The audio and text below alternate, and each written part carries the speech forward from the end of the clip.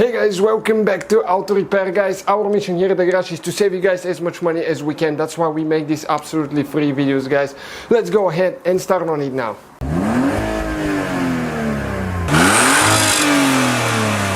Hey guys, welcome back to Auto Repair, guys. In today's video, guys, we'll show you how to remove and replace Serpentine barrel on Ford Fiesta 1.6 ST engine. And this might work on other Fiestas as well, but we'll show you guys how we did that. So just to start quick, let me introduce that we'll have more than 200 videos on this car on this channel, Auto Repair, guys, and so far we probably uploaded close to 150. And we started a new channel, Electrical Car Repair Live. All the electrical components will be covered there, so please subscribe and check it out.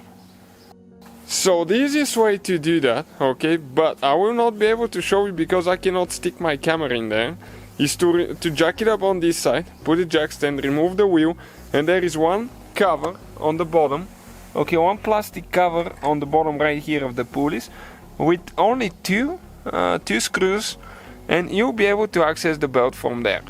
But again, I won't be able to show you how to route the belt and all that stuff. For us, it was easier, since we were doing other repairs, to remove the headlight. The headlight is super simple to remove, only 2 bolts and 1 clip, so we'll show you how we did that long route with removing the engine bracket, so okay, we can actually get to the tensioner here, because otherwise we were not able to put a socket in the tensioner. It's too close to the firewall if the engine is sitting attached to the engine mount. So we're going to go the long route, but this is not the route that most people will take. Everything could be done from underneath the car. Okay, this is a 17 millimeter socket or a wrench for the tensioner, and with a wrench you can grab it on the bottom, but it's really inconvenient, so we'll show you how we did it. It's not probably the easiest way, but we need to do other repairs as well, so we can actually show you more that way. So once we drain the antifreeze, what do we need to do next? Okay, right here, this hose we need to squish on both sides, okay, and you pull it out, okay, like that. Be very careful not to break this one, because this is a very fragile hose. Now we have one on the bottom. Okay, let me just get a screwdriver quick right here, flat head small screwdriver. This one you have a place where you press on the bottom up, okay, and you need to spread the teeth out here.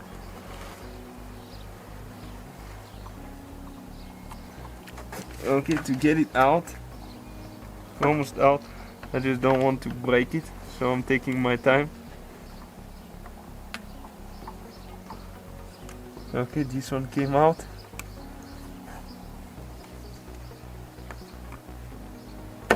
Okay, just like this one, you can see, just gentle there, because otherwise you have to buy a new connector if you break this one.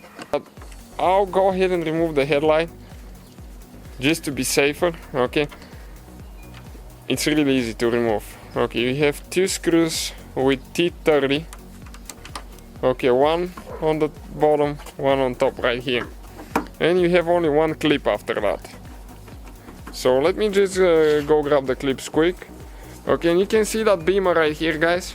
Check it out on the channel. We got it from a car auction, really good price. We're rebuilding it now. So we need to get the clip remover too. And now right here, we will need to remove that clip. You need to unscrew the middle part out. Okay, once you do that, you just go ahead, okay, and pull the clip out. Perfect. Now, the headlight comes out only in one certain way. So you have to be careful how you do that, so you don't scratch your bumper. Okay, it's going to come back, then up. Okay, you can see, because there you have one tooth. You pull it out. Now we need to disconnect our wire. Okay, this thing right here, let me turn the light on. You need to press in. And this thing is too tight, I cannot do it with the left hand. Okay, and pull it out. So now you can see how much more room we have, and just little bit extra work, but to be on the safer side. So now, okay, you have to be careful not to break it here, but you need to pry it out of the clip up, and there is one on the back side, okay, right there. It has 2 teeth. Okay, this one came out, the one right here is about to come out. Okay, perfect, just like that now. Now if you want, you can leave it like that, out of the way, but we're going to go ahead and remove it so we have more room to show you guys things and we can get the camera in. So we just have that clamp that we need to disconnect with the pliers. Okay, now need to twist the hose, and this one is stuck pretty bad, so we're just going to twist it left and right with the pliers, but be very careful not to damage anything, crack anything, or damage your hose. Okay, once you break it loose, it usually goes by hand pretty easy. So now we're going to get the jack with a wood block on the bottom so we can support the engine, because when we remove the engine mount, otherwise the engine will drop and you're going to cause quite a bit of damage. So we need to support it on the oil pan, okay, just like that. Never ever put too much pressure, and always use a wood block, otherwise you will crack that aluminum oil pan, and that's quite a bit of money, and if you don't notice it, leak the oil out, you need a new engine. So now for the engine mount we'll need 18mm socket, and we'll need to start removing the nuts on top. And it's very important that you support the engine on the bottom, otherwise you can cause quite a bit of damage.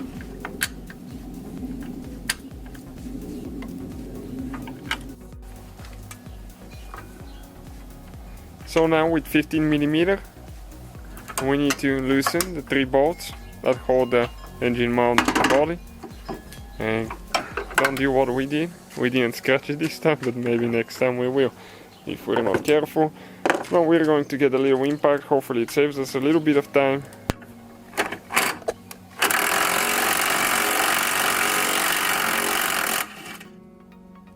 Okay, one is out. Okay, let me show you what this bolt looks like. Right there. It has thread locker on it.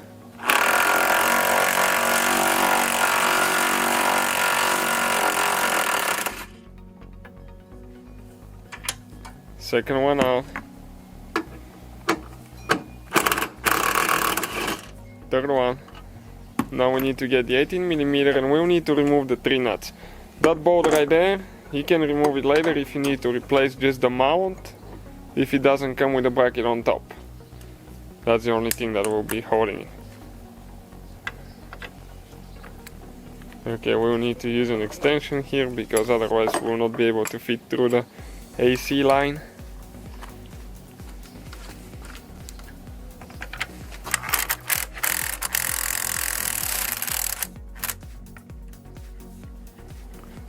Okay, this is one of them.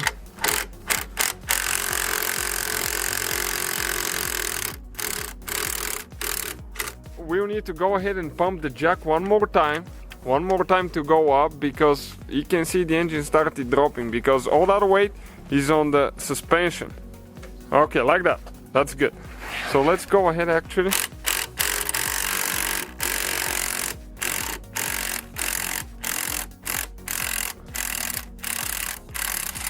Okay, you can see we even could have done a little bit more pumping. So we'll bring it up a little bit more. Okay, that's good. Now we can go ahead and pull the whole mount out of the way. Okay, so now with 17mm, okay, we're going to get a box wrench because it's lower profile and it fits there. Okay, we need to go counterclockwise quite a bit now. Okay, and you see, okay, I'm going to go right here, but I need to grab it with 2 hands. So okay, let me pass the camera quick. Okay, you can see it's loose now, and you just pull the belt of the alternator and then you let go. Okay, just like that. Next you just start pulling it off the pulleys, and now right here, okay, I need to grab on the back and the front side. That's why it was easier to remove the engine mount. You need to twist the belt, okay, this way, so you can get it between, okay, the pulley and the cover there. Okay, and this is, guys, okay, the belt out of the way. So we get the new belt. Okay, we'll have links for the belt and all the tools that we use in the description of the video, guys, so check it out. Okay, you need to go here, you can see like that in an angle. Okay, check it out. Okay, and now we'll need to twist it up. Okay, that's a little bit of tight spot, to be honest with you. Don't damage your belt, that's very important. So after you get it there, okay, you need to get it on the water pump. From the water pump, okay, let me just get a little bit of slack here. We need to go all the way down to the crankshaft. You can see even with the mount removed how tight everything is here, so that's why I prefer it this way. Okay, next it goes on the air conditioner pulley. Okay, right there, it's in.